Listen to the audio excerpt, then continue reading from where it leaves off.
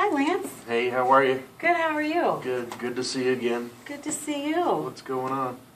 So, what's brought you in today? I'm going through school. I'm almost done. Okay. And I've just started this new class, and I was working on the assignment, and it was supposed to be on videotape, Okay. or video, DVD, whatever. And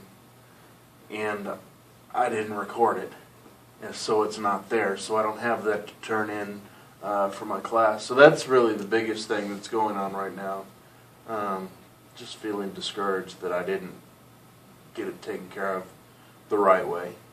Okay. So, have you looked at other options as to how you can fix that, or what you might be able to do about that? I just need to hit record. I didn't hit record, so obviously it didn't record.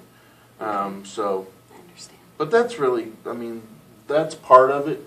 But I'm just so angry at myself. I'm just so frustrated with myself. It seems like this happens every now and then. What happens? That I'll get things done, but then there'll be one part of it that I don't get accomplished. That it's always one little thing that comes back to haunt me, and I'm tired of it. I don't know what that's about. So, you feel like this sort of a thing you feel a little discouraged. It makes you a little frustrated and angry, you said? It does. It makes me frustrated because I'm smart enough to know better, and I'm angry because this tends to happen often. Like I said, I'm not the most computer or technological savvy person in the world, so when it comes to stuff like that, I have a hard time with it. So Okay. I'm angry at myself. How often would you say this happens? Has it been your whole life? Has it been the last couple of years? Has it been... No,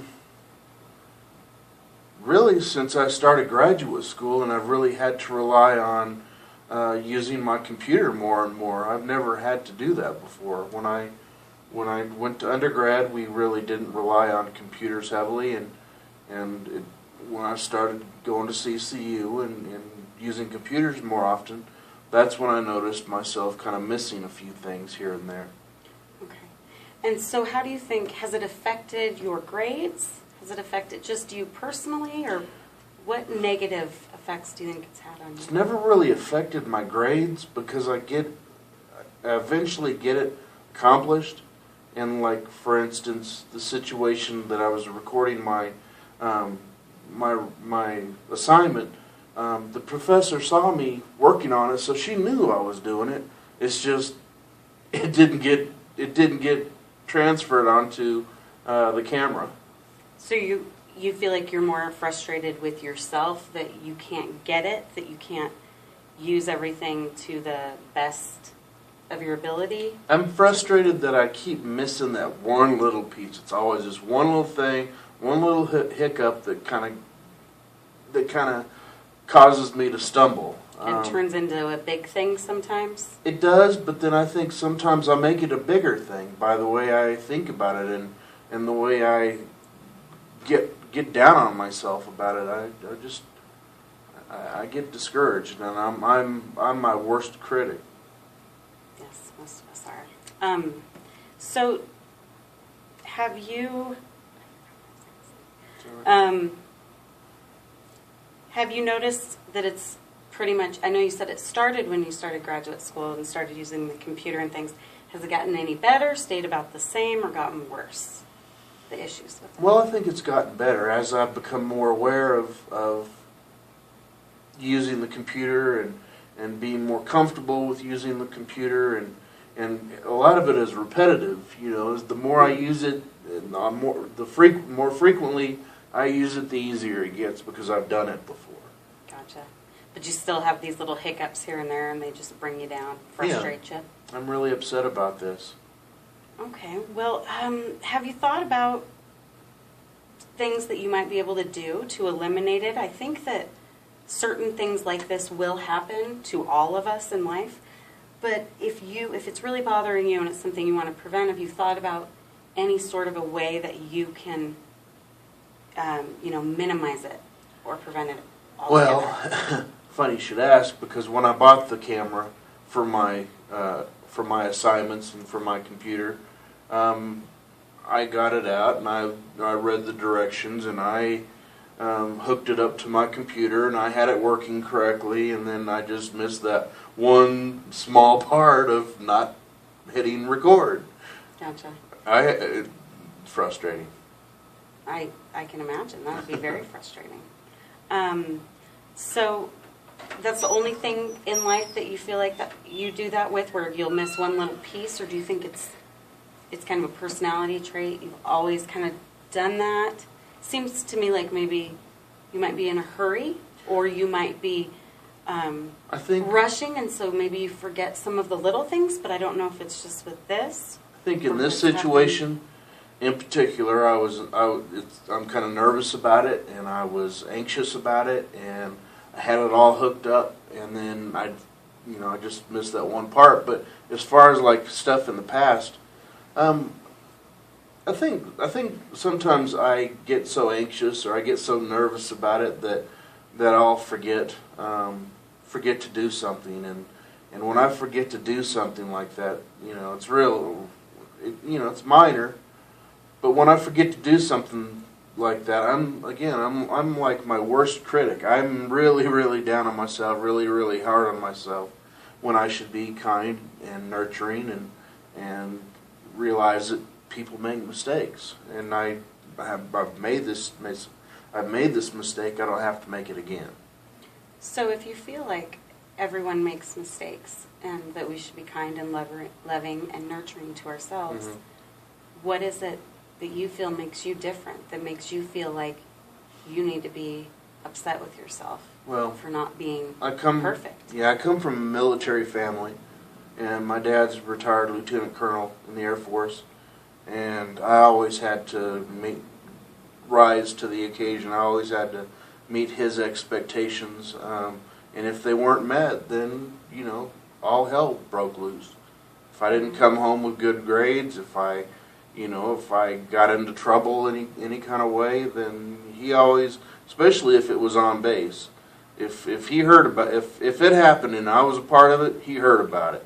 So, needless to say, I kind of grew up with that environment of my dad really laying down the law and really putting pretty high expectations, which in a way, is a good thing, because it has helped me to be more driven and more focused on trying to accomplish my goals. But then when I have little hiccups that come up, that's when I get down on myself. You get down on yourself. It's like I hear that voice in the back of my head. So, yeah, I can completely understand how that would be hard. Like a drill sergeant, sometimes they would say. But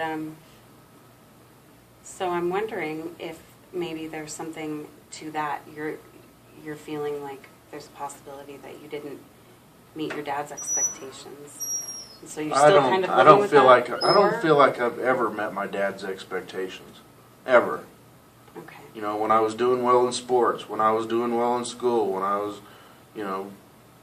dating and stuff like that, I don't think I ever met his expectations. So did you not feel like you were good enough? Yeah, I guess you could say that. According to your father? According to my dad, and according to the thoughts that I had of myself as well. If I don't make the baseball team, if I don't make the hockey team, if I don't get all straight A's, then there's something wrong with me. Very performance driven. Okay.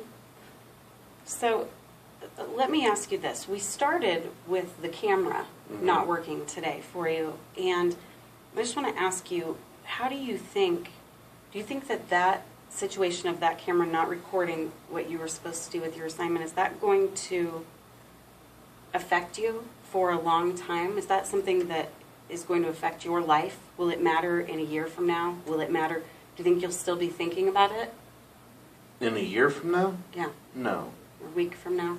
So you think it's something It's that going to you be a just- couple days, I'm sure. that you get kind of upset and Until then I you're get- able to, Until I get the homework assignment completed and turned in. and then you feel better. Then So I'll once feel you kind better. of fix it. So let me ask you, so like if you didn't make the team when you were younger, how did you felt bad or like you weren't good enough? I felt bad and I felt like I wasn't good enough. And You're right. so how long do you think you were ever able to give up those feelings, or do you think you've kind of always held on to that? It's not as Or do bad you as know? it's not as bad as it has been in the past. Okay. Only because, you know, I've been through counseling and I've done some work around it, and now that I'm a father, I want to be able to be the best dad I possibly can be, and not put those kind of restrictions or heavy-handed expectations on me. Exactly. Gotcha. Mhm. So is this something, you said you've done therapy before, have you ever talked to your dad about what's going on? Is he still around? He's still alive. Okay. And We have you really ever- don't talk. You don't? No. So when I was 17, I moved out of the house and went to college, and I haven't looked back. Do you still stay in contact Yeah, with him? oh yeah. Yeah, you do. Yeah, it's just difficult. It's just strained. Gotcha. It's just hard. I see. So, I can imagine that would be very hard. You don't feel like you were ever Good up enough. to his level, good enough for Mhm. him. So I think this is something that we definitely need to explore further. But I think that maybe you should think about, and we are all so different, but as far as with that, Mhm. to be able to not be upset about these things like this, and these things happen and we all get upset. But if it's affecting your life in bad ways, or you're still remembering things about how you felt not good enough from your father growing up, maybe you could try some journaling. That could be very helpful for people. Or we can look deeper into the relationship between you and your father. I think we've kind of touched the surface, but I have to a be hard able to bring time. you some relief. I have a hard time journaling. I just sitting down and writing about things. I'm the kind of person that likes to do this, you know, that likes to work with somebody, because it just seemed like I get a lot more out of it than journaling. But maybe journaling would be a good thing. I don't know. We'll see. If if you're up to it, that might be, you could journal about how you're feeling. You could also, at some point, perhaps write a letter to your dad and tell him everything that you would want to tell him. That's a good idea. And it doesn't mean you have to give it to him. It doesn't mean you have to show anyone. But it might be helpful for you to get those feelings out. What do you think about this? What do you think if I were to write this letter, if I were to bring it in here and read it to you, and just bring it in here and read it? I think that would be great if you want to do that. Yeah. And it would also help you to be able to vocalize, especially Right. since you like to speak. That would be Right. really good. So why don't you do that this next week? Go ahead and start on that. And even if you don't finish, bring in what you have, and we'll kind of look at that and go from there. Okay, sounds All good. right? Well, Thank you so much. You take care. All right.